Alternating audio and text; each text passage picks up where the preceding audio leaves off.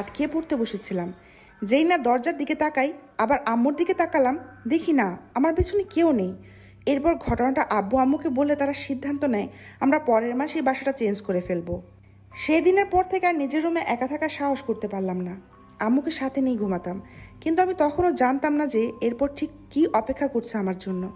এইসব ঘটনার 2 সপ্তাহ পর হঠাৎ একদিন দুপুরে জানতে পারি আমার নানু ভীষণ অসুস্থ।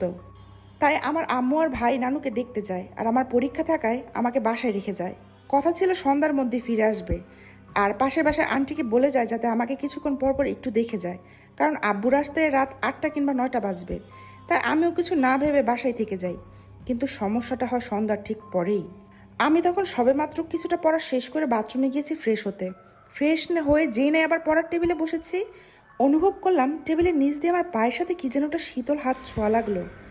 এক পর্যায়ে হাতটা হঠাৎ করে এবার আমার পা দুটো চেপে ধরলো।